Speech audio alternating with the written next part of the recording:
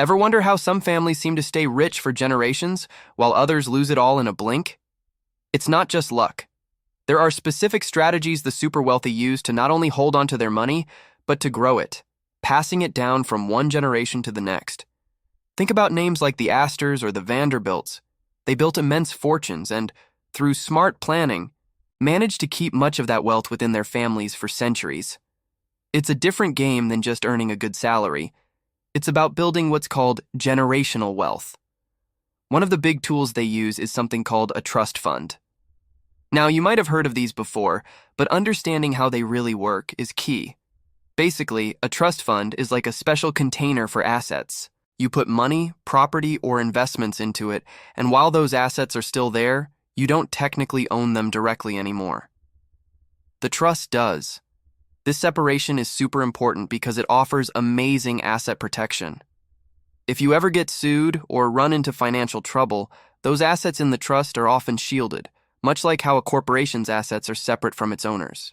It also helps with estate taxes. Instead of your heirs inheriting everything directly and getting hit with huge taxes, they can become administrators of the trust. This way, the wealth transfers with minimal tax implications. Plus, the money inside the trust can be invested and grow, piling up even more wealth over time, sometimes far beyond what people realize your net worth actually is. Another powerful, often misunderstood tool is life insurance. Most people think of life insurance as just a basic policy where you pay a monthly premium and your family gets a lump sum when you die. And yes, it does that. But for the super rich, it's turbocharged. They use specialized policies that allow for much higher investment capacity. The money inside these policies grows tax-free, and it's often protected from creditors. What's even smarter is how they leverage these policies. You can borrow against the cash value of your policy at very low interest rates. Then, you take that borrowed money and invest it in something else that gives you a higher return. This is called arbitrage, and it's a clever way to make your money work harder. Some wealthy families even take out policies on their children and grandchildren, ensuring that future generations have a financial safety net and a foundation for their own wealth. Building generational wealth also means thinking long-term about investing. It's not about getting rich quick. It's about patience and smart decisions over decades. This goes beyond just leaving an inheritance. It's about setting up a financial system that keeps growing. The focus shifts from high-risk, quick gains to low-risk, stable growth assets. Diversification is key here. They combine long-term financial ventures with tangible assets. What are tangible assets? Things like valuable land, commercial real estate, gold bars, or even rare collections of books or art. These aren't just investments. They're physical things that tend to hold their value and often appreciate, providing a solid foundation that isn't as easily swayed by market fluctuations. It's about having a mix of things that are both growing and stable, ensuring the family's wealth endures.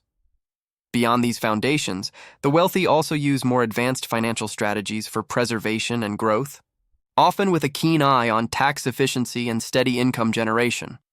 One of the most talked about tactics among billionaires and seasoned investors is the buy, borrow, die strategy. The main goal here is to avoid high capital gains taxes while still leaving a substantial financial legacy for heirs. Here's how it generally works. First, you buy appreciating assets.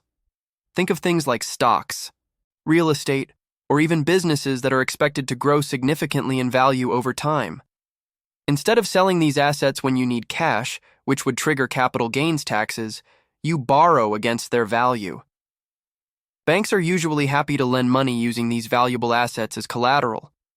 This way, you get access to funds without selling anything, effectively avoiding the capital gains tax that would come from a sale.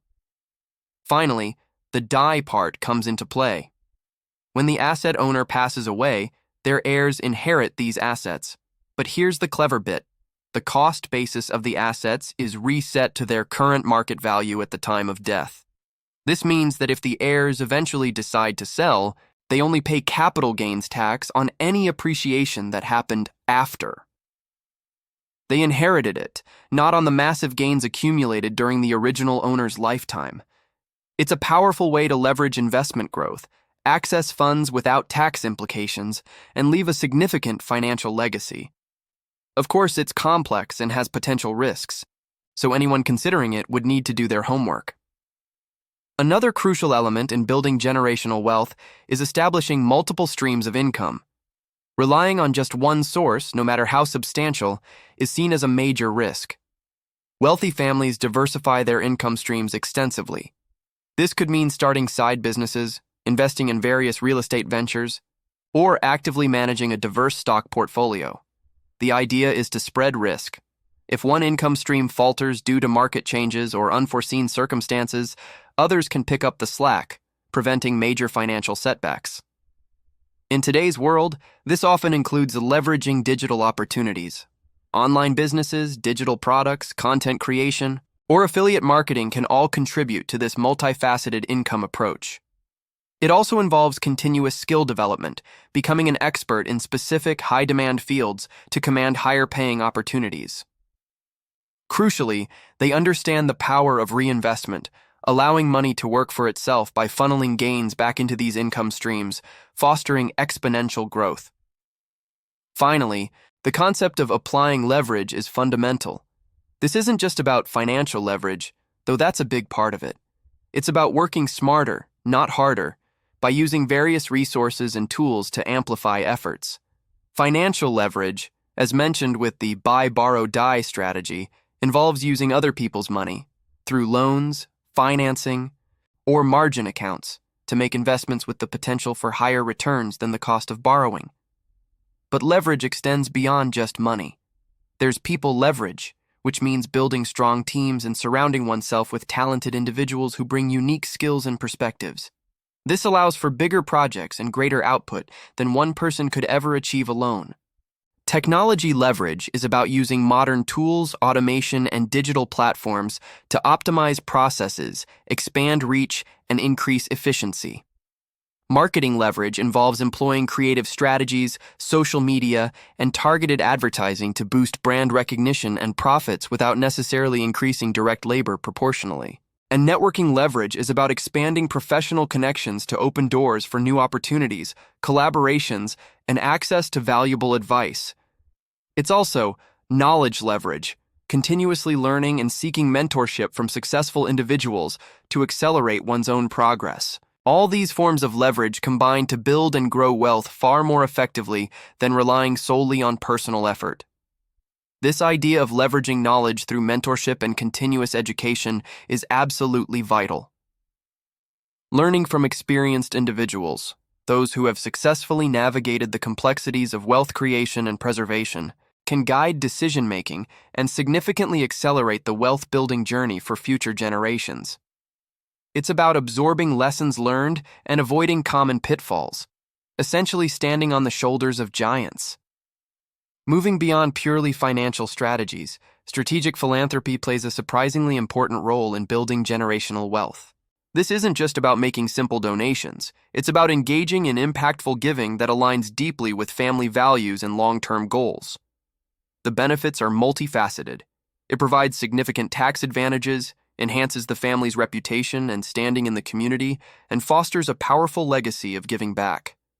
Many wealthy families establish their own foundations, creating structured and sustainable charitable efforts that can endure for centuries, reflecting their values and making a tangible difference in the world, while also cementing their place in history.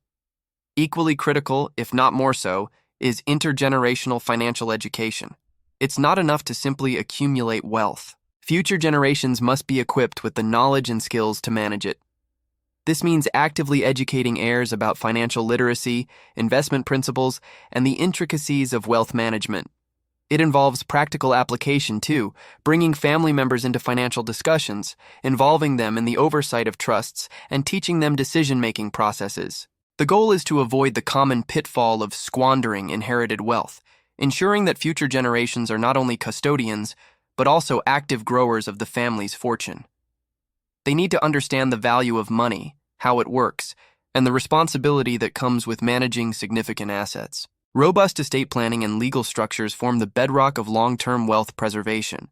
This involves comprehensive planning, utilizing wills, various types of trusts, and other legal instruments to ensure a smooth and efficient transfer of assets across generations. A key focus here is tax efficiency, meticulously planning to minimize estate taxes and other levies that can erode wealth during transfer.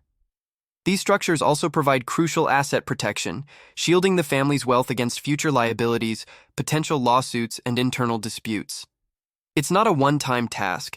Rather, it requires regular review and updating to reflect changing laws, evolving family circumstances, and shifting financial goals. Without sound legal frameworks, even the largest fortunes can quickly dissipate. Cultivating an entrepreneurial mindset within the family is another powerful strategy.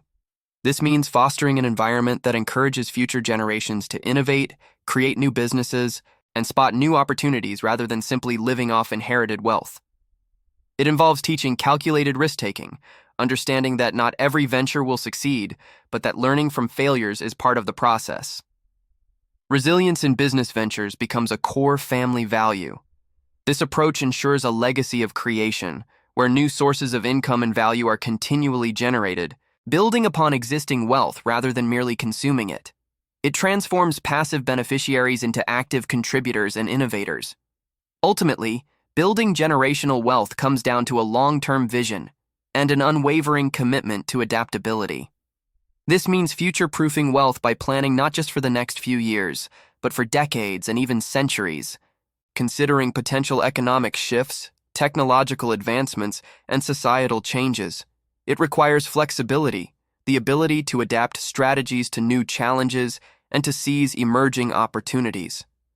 The goal is to create an enduring legacy, ensuring that the family's wealth not only survives the test of time but actively thrives, continuing to grow and provide security and opportunity for countless generations to come. It's a marathon, not a sprint, built on foresight, discipline, and continuous evolution.